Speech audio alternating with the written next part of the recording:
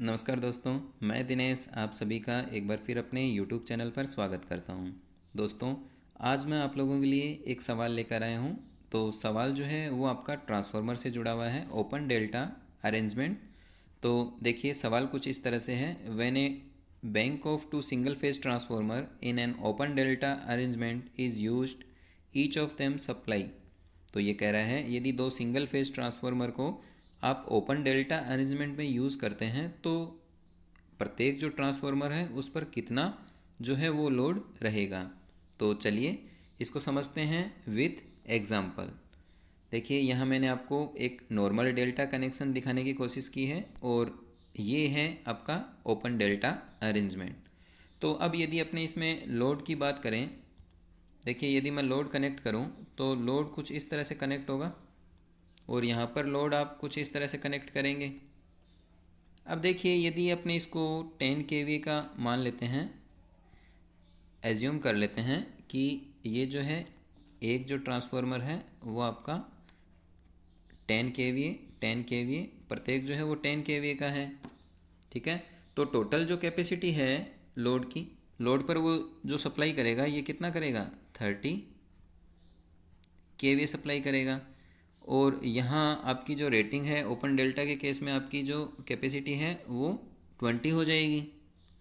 ठीक है, अब यहाँ यदि नॉर्मल डेल्टा के केस में आप एक ट्रांसफार्मर पर देखते हैं तो उसकी 10 kVA की कैपेसिटी है तो वो 10 kVA रहेगा, लेकिन ओपन डेल्टा के केस में 10 से रहेगा तो 10 ही, बट लोड को जो सप्लाई करेगा वो 20 करेगा। कैपेसिटी जो है टोटल कैपेसिटी वो 20 kVA हो गई ओपन डेल्टा के केस में, और नॉर्मल डेल्टा के केस में 30 kVA हो गई। अब देखिए मैंने आपको एक वीडियो में ऑलरेडी ये बताया है ओपन डेल्टा अरेंजमेंट में, आप चाहें तो प्लेलिस्ट में जाकर चेक कर सकते हैं कि आपकी जो टोटल पावर होती है, जो नॉर्मल डेल्टा के केस में आप पावर जो कैलकुलेट करते हैं वो क्या होती है, √3 टाइम्स VL/IL ये रहती है।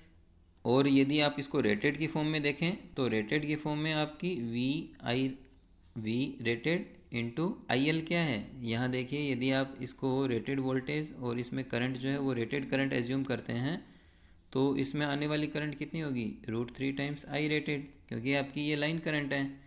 तो ये √3 I रेटेड, तो ये आपकी बन जाएगी 3 times V rated I rated.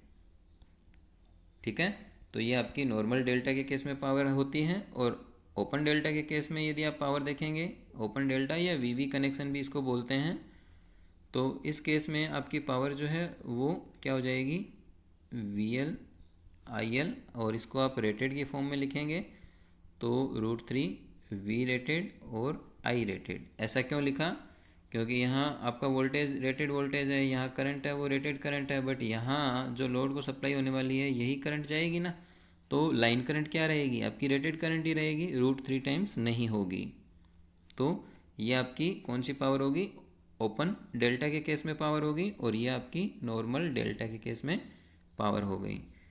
अब यदि अपने इन दोनों का रेशियो यदि देखें तो देखिए normal delta VV connection divided by open ये आपकी नॉर्मल डेल्टा इक्वल्स टू, ये आपकी वीवी कनेक्शन के केस में आपकी power I √3 times V rated I rated, और नॉर्मल डेल्टा के केस में आपकी आई थी 3 times V rated I rated. तो ये आपकी बन जाएगी 1/√3।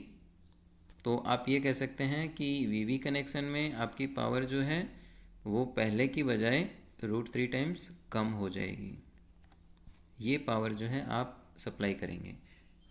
तो इसका मतलब ये हो गया, यदि आप पहले 30 kVA पावर सप्लाई कर रहे थे तो अब क्या है आपकी 1/√3, 1/√3 आप कैलकुलेटर से कैलकुलेट करेंगे तो ये आपको मिलेगी 17.32।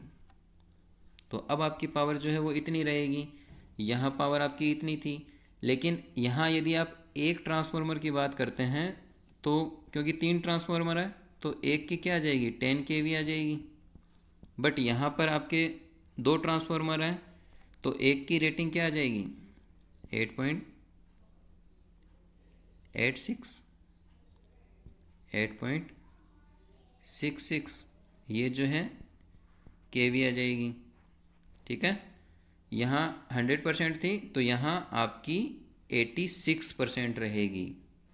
ठीक है, तो अब देखिए आपका जो सवाल था उसमें आपका जवाब जो है वो ऑप्शन 3 जो है वो आपका राइट आंसर हो जाएगा। ठीक है, आज के लिए इतना ही। और वीडियो यदि अच्छा लगा तो लाइक करना मत भूलिए, क्योंकि आपके लाइक ही हैं जो क्या है मुझे मोटिवेट करते हैं आपके लिए और अच्छे कंटेंट जो हैं वो मैं लेकर आऊँ।